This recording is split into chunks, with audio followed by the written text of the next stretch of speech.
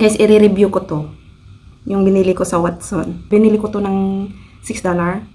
Nag-sale sila. Yung yung original price is 9. Ito lang liit. Kaya sabi ko try ko siya. Ayan. Aatin ako ng birthday party. So hindi na kailangan mag-foundation kasi mainit dun. Ang gagamitin ko is itong Biore UV. SPF 50. SPF 50, guys. Ayan. Naglagay pala muna ako ng pang moisturizing cream bago yung sunscreen. Ganyan siya, guys. Ayan, guys. Gagamitin na lang natin yung kamay para madaling spread. And kailangan may spread ng mabuti, guys, para hindi naman napaka puti yung mukha. So, yan.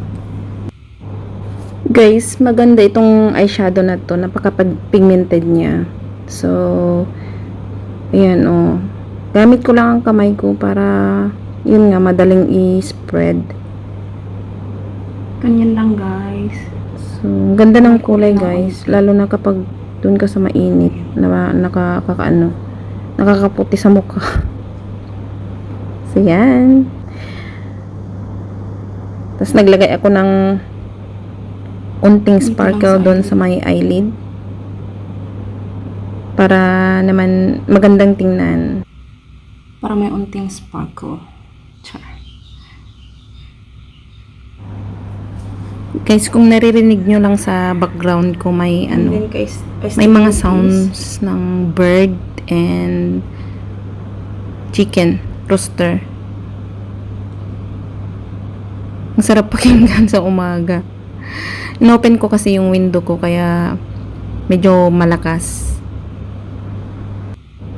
So yan, guys, naglagay na rin ako ng brow bone highlight para makinang-kinang naman. And then gamit ko yung black liner. Kasi yung brown, guys, hindi ko masyado, parang hindi ko bagay. Yung black ang para sa akin.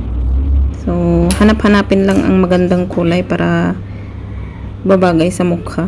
Guys, nagmamadali ako kasi late na. Ayan, magna 9 o'clock na eh. Magna 9 o'clock na siya, oh. Ginagamit ko pala, guys, yung maliit na brush na yan para spread yung kulay. Di ko kasi mahanap yung spoolie ko. Kapag meron yung spoolie ko, medyo maganda rin pag susuklayin yung kilay.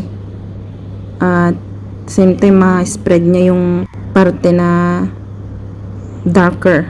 So, ayan, guys, naglagay na rin ako sa lower eyelid.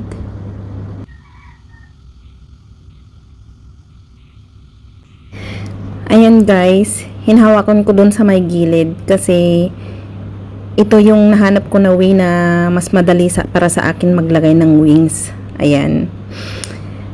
Kasi yung mga iba, napaka-easy sa kanila mag-drawing. Nila lang, hindi na nila kailangan ihawakan sa may gilid. Pero ako, nahihirapan ako. So, ito, nahanap ko tong style na to, mas easy way sa akin. And para magpantay silang dalawa.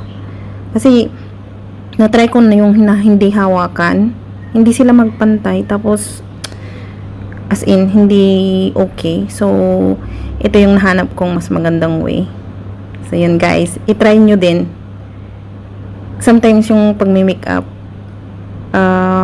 nahahanap natin yung magandang way para ma-perfect natin yung paglagay ng wings or eyeshadow. So, guys, pag magpa-practice kayo, dun yung matuto kayong mag-makeup talaga. So, yan, guys, ang way. Try nyo din. So, yan na nga, guys. Naglagay na rin ako ng black liner dun sa lower eyelid. Yung sa pinakababa. So, yan, guys. Para sa blush on naman, gamit ko yung lipstick. Ganyan lang. Mapula-pula kasi mainit. Ginamit ko na rin yung kamay ko. Ayan. May pa-lipstick si Inday. Para mapula-pula ng unti yung mukha. Para hindi naman nakaka-boring. Char. Sana guys may natutunan kayo dyan. Thank you for watching. Keep safe guys. Bye!